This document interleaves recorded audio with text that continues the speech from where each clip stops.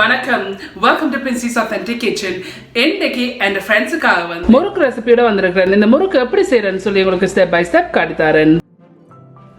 ஹீட்டை வந்து மீடியம் ஹீட்டில் வச்சிருக்கேன். வச்சுக்கொண்டு இதில் ஒரு தாச்சி வச்சிருக்கிறேன். வச்சுக்கொண்டு இதில் வந்து உளுந்து இருக்குது, இந்த இருக்குது. ஸோ இந்த உளுந்து நான் என்ன செய்யறான்டா எடுத்து லைட்டாக கழுவி போட்டு ஒரு பேப்பர் டவலில் போட்டு காய வச்சு தான். ஸோ இப்போ இதை வந்து நாங்கள் இந்த பேனில் போட்டு வறுத்தெடுப்போம். ஸோ இதில் அரை கப் உளுந்து எல்லாட்டிக்கு 110 கிராம்ஸ் வருது. போட்டு நல்லா வறுத்தெடுப்போம்.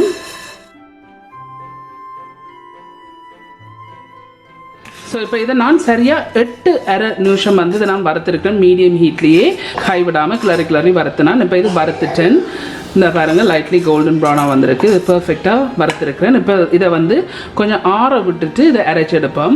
ஸோ இந்த இருக்குது, இதில் நான் ஒரு கிரைண்டர் எடுத்துருக்கேன். எடுத்து வச்சுக்கொண்டு வச்ச இந்த உளுந்து வந்து நல்லா ஆறிட்டு, ஸோ நல்லா ஆறின பிறகு கிரைண்டரில் போட்டு பட்டா இதை மாவை அரைச்சி எடுக்கணும்.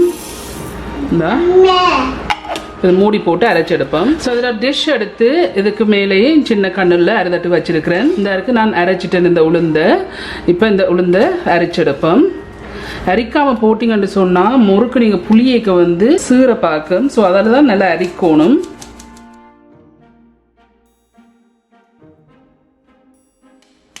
ஸோ இந்த இதில் கட்டை வந்திருக்கு. இந்த கட்டையை நான் திரும்பி கிரைண்டரில் போட்டு அரைச்செடுக்க போகிறேன். நல்லா பட்டா இந்த இருக்குது, இது கிரைண்டரில் போட்டிருக்கேன். இப்போ இதை அரைச்செடுப்போம். ஸோ இந்த இதையும் அரைச்சிட்டேன் கட்டையை போட்டு. ஸோ ஆக்சுவலி செல்வராஜ் ஐயாதுரை அண்ணா கேட்டிருந்தீங்க நான் யூஸ் பண்ணுற கிரைண்டரை வந்து கொஞ்சம் க்ளோஸ் அப்பாக காட்ட சொல்லி, என்ன பிளேடுண்டு. ஸோ இந்த இருக்குது, இது நான் யூஸ் பண்ணுற ப்ரீத்தி பிராண்ட் கிரைண்டர். இந்த இப்படியான பல்லில் கிரைண்டர்லாம் போட்டு இதை மாவை அரைச்செடுக்கிறேன். இதை அரைச்செடுப்போம். ஸோ இந்த இருக்குது, இவ்வளோ குருணி வந்திருக்கு. நான் இதை திருப்பி போட்டு அரைச்சி ஒரு குருணி வராத அளவுக்கு நான் அரைச்செடுக்க போகிறேன். ஸோ எல்லாம் திருப்பி அரைச்சிருக்கேன். இப்போ அரைச்சிட்டு இவ்வளோ நான் திருப்பி போட்டு அரைச்சில் வந்து இவ்வளோ தான் குருணி மிஞ்சிருக்கு. ஒரு லெஸ் தென் ½ டேபிள் ஸ்பூன் மிஞ்சிருக்கு. இது தேவையில்லை, டிஸ்கார்ட் பண்ணி விடலாம். ஸோ இந்த முறுக்குக்கு தேவையான அளவு வந்து 1/4 கப் என்று சொன்னால் இந்த இருக்குது 60 ml கப்லேருந்து 1/4 கப் மாவு வந்து நான் அதில் எடுக்க போகிறேன். பிரம்பா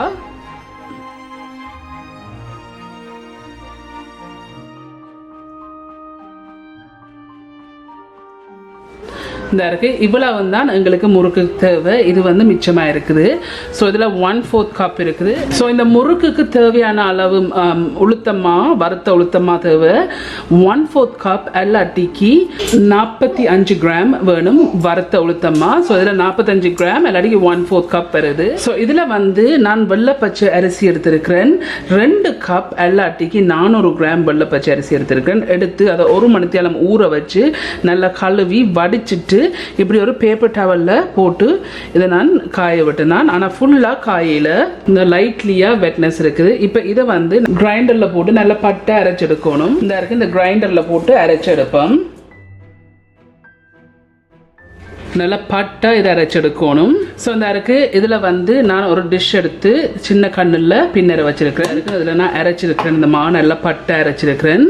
இப்போ இந்த சின்ன கண்ணில் அரிதட்டில் போட்டு இதை அரைக்கணும். ஆனால் இருக்கிற மிச்ச அரிசியையும் போட்டு அரைச்செடுப்போம். இந்த இருக்குது, மிச்சத்தையும் அரைச்சிருக்கிறேன். இப்போ இதை நாங்கள் அரைச்செடுப்போம். ஸோ இப்போ நாங்கள் அரைச்செடுப்போம்.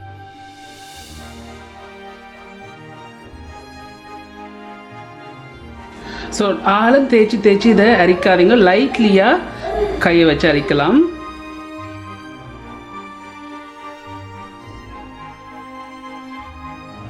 இந்த அரைச்சிருக்கிறேன். இதில் இவ்வளோ கட்டை வந்திருக்கு. இப்போ இதை நான் கிரைண்டரில் போட்டு அரைச்சு ஒரு கட்டையும் வர அளவுக்கு வந்து இதை நான் அரைச்செடுக்க போகிறேன். ஸோ நான் வந்து இதில் கொஞ்சம் எக்ஸ்ட்ராவாக செய்கிறேன். எனக்கு கொஞ்சம் எக்ஸ்ட்ராவாக இந்த அரிசி மற்ற வேண்டபடியாக. பட் இந்த ரெசிபிக்கு வந்து நீங்கள் 1 கப் ஊற வச்சிங்கன்னு சொன்னால் உங்களுக்கு தாராளமாக காணும். பட் நான் 2 கப் போட்டிருக்கிறேன். 1 கப் எல்லாத்துக்கும் 200 கிராம். உங்களோட இந்த ரெசிபி நீங்கள் செய்ய போகிறீங்கன்னா காணும். இந்த இருக்குது, இதை கிரைண்டரில் போட்டிருக்கேன். இப்போ இதை அரைச்செடுப்போம். இந்த இருக்குது, இந்த குருணியை போட்டு நல்லா அரைச்சிருக்கிறேன். ஸோ ஒரு குருணியும் வராத அளவுக்கு இதை அரைச்செடுக்கணும். ஸோ மறக்காதீங்க, தேய்ச்சி அரைக்காதீங்க. லைட்டாக நீங்கள் கையை வச்சு அரைக்கலாம். ஸோ நான் இவ்வளோத்தையும் அரைச்சி போட்டு இதில் வர குருணியலையும் திருப்பி போட்டு அரைச்சி குருணி வராத அளவுக்கு நான் இதை அரைச்சி எடுக்க போகிறேன். அரைச்சல வந்து இவ்வளோ தான் குருணி மிஞ்சி இருக்குது. ஒரு அரை டேபிள் ஸ்பூனுக்கு குறைய மிஞ்சி இருக்குது. இது தேவையில்லை, இதை வீசி விடுங்க. ஸோ இந்த இருக்குது இந்த அரிசி மாவு வந்து அரைச்சி எடுத்துட்டேன். இப்போ இதை நாங்கள் வறுத்தெடுப்போம். ஹீட்டை வந்து மீடியம் ஹீட்டில் வச்சுருக்கேன். வச்சுக்கொண்டு இந்த அரைக்கு நான் அரைச்சி வச்ச மா இருக்குது. இந்த அரிசி மாவு போட்டு இதை வறுத்தெடுப்போம். கைவிடாமல் கிளறி வறுக்கணும்.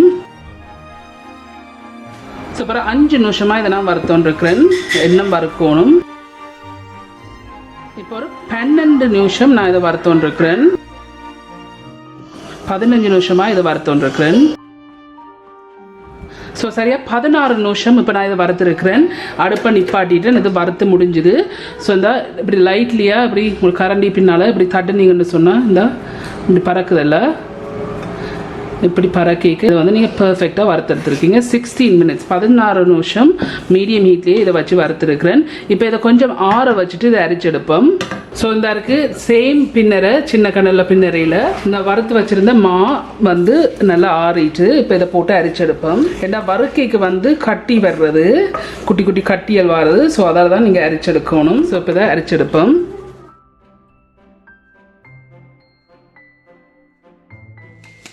இந்த இருக்குது இவ்வளோ கட்டை வந்திருக்குது. நான் இப்போ வறுத்தா பிறகு அரைச்சதில் இப்போ நான் இந்த கிரைண்டரில் போட்டு அரைச்சி எடுக்க போகிறேன். இந்த இருக்குது நான் இதை அரைச்சிருக்கிறேன். நான் அரைச்சதில் வந்து இவ்வளோ குருணி தான் மிஞ்சிருக்கு. இது தேவையில்லை, இதை நீங்கள் டிஸ்கார்ட் பண்ணி விடலாம். ஸோ இந்த இருக்குது இந்த அரிசி மாவை நான் அரைச்சிட்டேன். இந்த அரிசி மாவுலேருந்து 1 கப் தான் எனக்கு தேவை. நான் சொன்னேன்னா நான் 2 கப் போட்டு நான் எனக்கு எக்ஸ்ட்ராவாக தேவைன்றபடி என்னோட ரெசிபிக்கு. பட் இதில் வந்து நான் இந்த வறுத்த அரிசி மாவுலேருந்து 1 கப் இல்லாட்டிக்கு 250 ml கப்லேருந்து தான் மெஷர் பண்ணி எடுக்க போகிறேன். பரதட்டி இந்த இருக்குது நான் 1 கப் தான் இந்த முறுக்குக்கு எனக்கு தேவை. ஸோ இந்த எனக்கு தேவையான 1 கப் அரிசி மாவு எடுத்துருக்கிறேன். இதில் 1 கப்பில் வந்து 165 கிராம் வருது சரியா. 1 கப் இல்லாட்டிக்கு 165 கிராம்ஸ் வறுத்த அரிசி மாவு இருக்குது. ஸோ இதில் நான் ஒரு செப்பரேட்டான டிஷ் எடுத்து வச்சுருக்கிறேன். வச்சுக்கொண்டு இந்த இருக்குது நான் செய்து வச்ச அரிசி மாவு இருக்குது. 1 கப் இல்லாட்டிக்கு 165 கிராம் வருது வறுத்த அரிசி மாவு. இதில் வந்து வறுத்த உளுத்தம்மா இருக்குது. 1/4 கப் இல்லாட்டிக்கு 45 கிராம் வருது. இப்போ இதையும் இதில் போடுங்க. இதில் வந்து மஞ்சள் இருக்குது, ஒரு 1/8 டீஸ்பூன் அந்த கலருக்காண்டி போடுறது.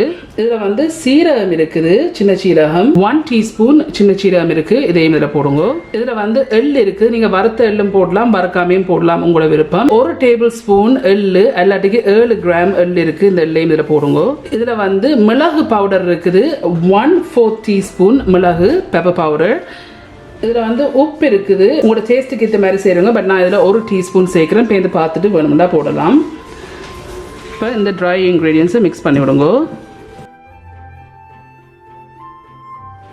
ஸோ இப்போ நான் மிக்ஸ் பண்ணிட்டேன். மிக்ஸ் பண்ண பிறகு இதில் நான் ஒரு சட்டி ஒன்று வச்சுருக்கேன். வச்சுக்கொண்டு இதில் வந்து தேங்காய் பால் இருக்குது. 1ஆம் பாலும் 2ஆம் பாலும் ஒரு சின்ன தேங்காயை பாதி எடுத்து உடைச்சு திருவி அதை வந்து பாலை புழிஞ்சு வச்சுருக்கேன். 1ஆம் பாலும் 2ஆம் பாலும் 1 கப் இல்லாட்டிக்கு 250 ml 1ஆம் பாலும் 2ஆம் பாலும் சேர்ந்து கலந்துருக்கு. இப்போ இதை இதில் விட்டு இப்போ ஹீட்டை வந்து மீடியம் ஹீட்டில் வச்சுருக்கேன். வச்சு இந்த மீடியம் ஹீட்லேயே இதில் நல்லா கொதிக்க விடுவோம். இப்படி கொதித்து நல்லா நிறைய பபிள்ஸ் வருதில்லை. ஸோ டோட்டலியாக வந்து 5 நிமிஷம் நான் இதை காய்ச்சிருக்கிறேன்.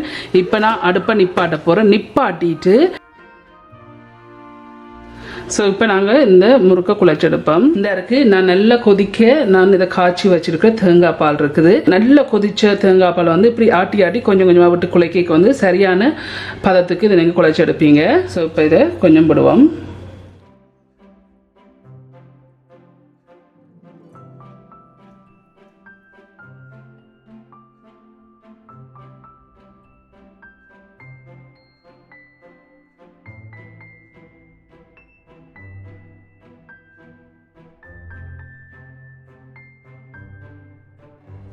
ஸோ நான் எடுத்த 1 கப் இல்லாட்டிக்கு 250 ml தேங்காய் பாலையும் விட்டுருக்கிறேன். ஸோ இப்போ நீங்கள் கையால் லைட்டாக சுடுதான் நான் குழைச்செடுக்கலாம். அஃப்கோர்ஸ் நல்லா சுடுது.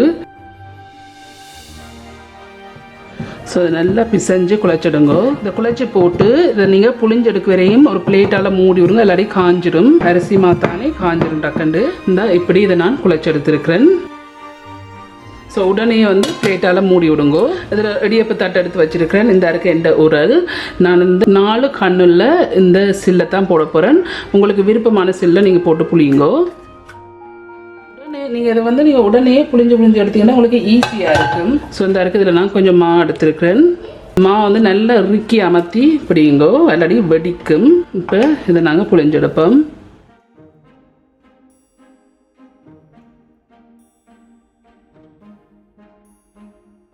சாரி, ஒன்று சொல்ல மறந்துட்டேன். நீங்கள் கையுக்கு கொஞ்சம் எண்ணெய் போட்டிங்கன்னு சொன்னால் உங்களுக்கு ஈஸியாக இருக்கும். எண்ணெய் போட்டு நல்லா இதை இறுக்கி அமர்த்தி பிடிச்சு புளிஞ்சிங்கன்னா உங்களுக்கு ஈஸியாக இருக்கும் இந்த புளியை.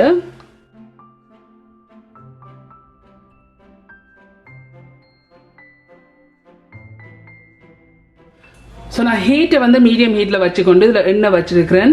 இந்த எண்ணெய் வந்து சரியான டெம்பரேச்சருக்கு கொதிச்சு விட்டிங்கன்னு சொன்னால் தான் இந்த முறுக்கு பர்ஃபெக்டாக பொரிப்பீங்க. இல்லாட்டிக்கு எண்ணெய் வந்து இழுக்கு முறுக்கு. ஸோ இந்த எண்ணெய் வச்சுருக்கிறேன். இப்படி ஒரு சின்ன ஒரு ஸ்டிக்கால் வச்சு பார்த்தீங்கன்னா இந்த இருக்குது குட்டி குட்டி பபிள்ஸ் வருதில்ல, இப்படி வரைக்கும் இது பர்ஃபெக்டாக கொதிச்சுட்டு இந்த எண்ணெய் பொரிச்செடுக்கிறதுக்கு. ஸோ இந்த இருக்குது நான் புளிஞ்சு வச்சுருக்க முறுக்கு இப்போ இதில் போடுவோம்.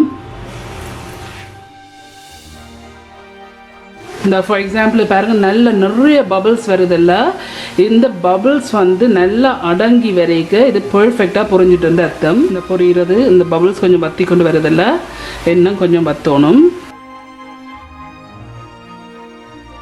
இந்த பொரிஞ்சு கொண்டு வருது, இந்த எண்ணெயெல்லாம் வத்தி கொண்டு வருது இந்த பபிள்ஸ். ஸோ இப்படி எண்ணெய் அடங்கிட்டுது, இந்த பொரியிற வந்து அடங்கிட்டு யோசிக்காதீங்க, அப்போ தான் இது பர்ஃபெக்டாக பொரிஞ்சு கொண்டு வர்றது வந்து அர்த்தம். ஸோ இந்த இருக்குது பாருங்க, ஒரு பபிள்ஸும் இல்லாமல் அப்படியே எல்லாம் வத்திட்டுது. அப்படி வரைக்க நீங்கள் இறக்கி எடுத்தீங்கன்னா பர்ஃபெக்டாக இருக்கும்.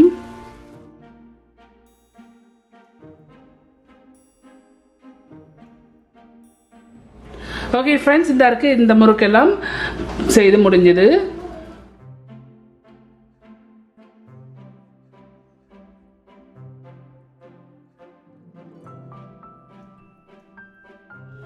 பர்ஃபெக்டாக கிறிஸ்பியாக வந்திருக்கு.